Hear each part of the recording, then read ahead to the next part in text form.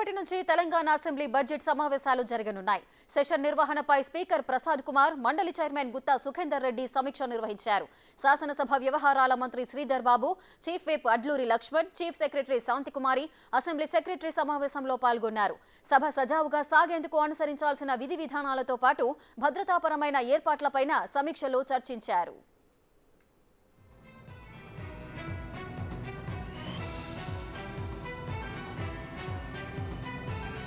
సమీక్ష అనంతరం పాత అసెంబ్లీ సమావేశ మందిరాన్ని స్పీకర్ గడ్డం ప్రసాద్, మండలి చైర్మన్ గుత్తా సుఖేందర్ రెడ్డి, మంత్రి శ్రీధర్ బాబు పరిశీలించారు.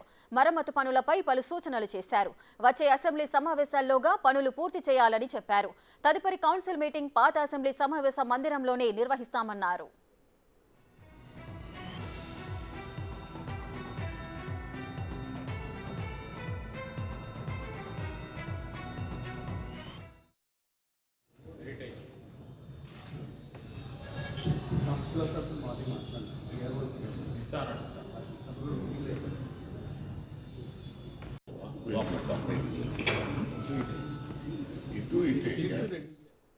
రేపటి నుంచి తెలంగాణ అసెంబ్లీ బడ్జెట్ సమావేశాలు జరగనున్నాయి.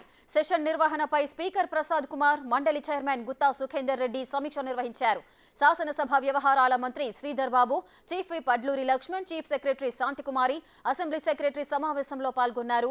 సభ సజావుగా సాగేందుకు అనుసరించిన విధి విధానాలతో పాటు భద్రతాపరమైన ఏర్పాట్లపైన సమీక్షలో చర్చించారు.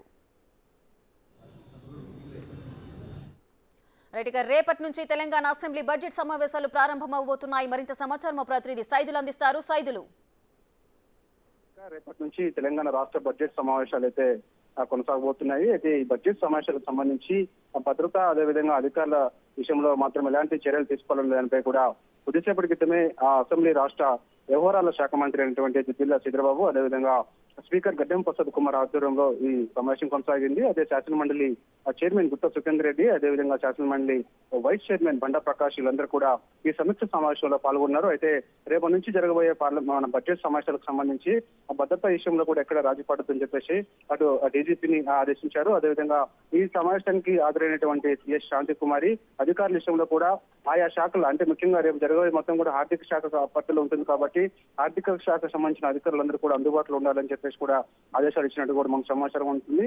ఏదేమైనా సరే రేపటి నుంచి జరగబోయే ఈ సమావేశాలకు సంబంధించి రేపు గవర్నర్ 11:30 అసెంబ్లీకి వస్తారు. వచ్చిన తర్వాత మొదటగా ఆమె ప్రసంగం ఉంటుంది. ప్రసంగం ముగిసిన తర్వాత ఏమంటే వాయిదా, అంటే రేపటికి వాయిదా ఇస్తారు. అంటే వాస్తవంగా మనకు బడ్జెట్ సమావేశాలు జరుగుతున్న సమయంలో మొదటిగా గవర్నర్ ప్రసంగం ముగిసిన తర్వాత మరుసటి రోజు వెంటనే ఒక సెలవు దినంగా ఇస్తారు. ఆ రోజు అందరూ కూడా ప్రిపేర్ అయ్యి మళ్ళీ థర్డ్ రోజు ఖచ్చితంగా అటెండ్ అవుతుంటారు. సో ఆనవాయితీగా వస్తుంటుంది కాబట్టి ఎప్పటిలాగానే ఇప్పుడు కూడా సేమ్ అదే ఆనవాయితీగా రేపు 11:30 గవర్నర్ అసెంబ్లీకి వచ్చి ప్రసంగం ముగిసిన తర్వాత వెంటనే వాయిదా పడుతుంది. రేపు వాళ్ళు సెలవు దినంగా ఇస్తారు కాబట్టి సో వెంటనే మూడో రోజు వరుసగా మళ్ళా కంటిన్యూగా ఆ సమావేశాలు కొనసాగితే, అయితే ఈ వాస్తవంగా ఈ బడ్జెట్ సమావేశాలు అనేది ఎప్పటి వరకు కొనసాగించాలనేది కూడా రేపు పిఎస్సి సమావేశం కూడా ఉంటుందని చెప్పేసి కూడా మనకు సమాచారం ఉంటుంది. రేపు పిఎస్సి సమావేశంలో వాళ్ళు కూర్చొని, అంటే ఇరు పార్టీలకు సంబంధించినటువంటి, అంటే ఇప్పుడు అధికార కాంగ్రెస్ పార్టీతో పాటుగా బీఆర్ఎస్ పార్టీ, అదేవిధంగా సిపిఐ నుంచి ఒక్కడే ఉన్నారు, ఒకళ్ళు పూనమనేని సాంబశివరావు మన ఇళ్ల నుంచి గెలిచినటువంటి వ్యక్తి, అదేవిధంగా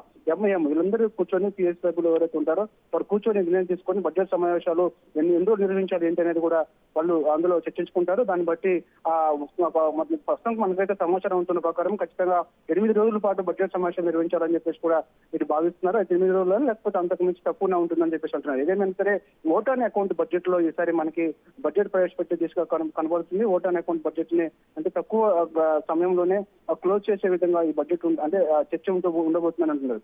దాంతో పాటుగా బడ్జెట్ సమావేశంలో కూడా అదే ఒక అంశం ప్రధానంగా చర్చకు వచ్చే అవకాశం కనిపిస్తుంది. ముఖ్యంగా కృష్ణా జలాలు. ఈ మధ్య కాలంలో చూస్తున్నాం మనము, బీఆర్ఎస్ పార్టీ అధికారంలో ఉన్నప్పుడే కృష్ణా జలాల విషయంలో రాజు పడిందని చెప్పేసి అందుకు తెలంగాణకి రావాల్సిన వాటా ఏదైతే ఉందో ఆ వాటా అన్యాయం జరిగిందని చెప్పేసి కాంగ్రెస్ భావిస్తుంది. కానీ కాంగ్రెస్ ఇప్పుడు అనవసరంగా కేఆర్ఎంకి కృష్ణా జిల్లాలో అంటే శ్రీశైలం, నాగార్జున సాగర్ 2 ప్రాజెక్టులు కూడా ఇది కాంగ్రెస్ పార్టీ అధికారంలోకి వచ్చిన తర్వాత 50 రోజులు గడవక ముందే వాళ్ళు ఆ విధంగా సంతకాలు చేశారని చెప్పేసి బీఆర్ఎస్ పార్టీ భావిస్తుంది. సో కృష్ణా జలాల అంశం కూడా ప్రధానంగా చర్చకు వచ్చే అవకాశం ఉంది. దాని మీద చర్చ కూడా కొనసాగే అవకాశం ఉంది. కాబట్టి సో ఏదేమైనా సరే 8 రోజుల పాటు బడ్జెట్ సమావేశాలు ఉంటాయని చెప్పేసి కూడా మనకైతే సమాచారం ఉంటుంది.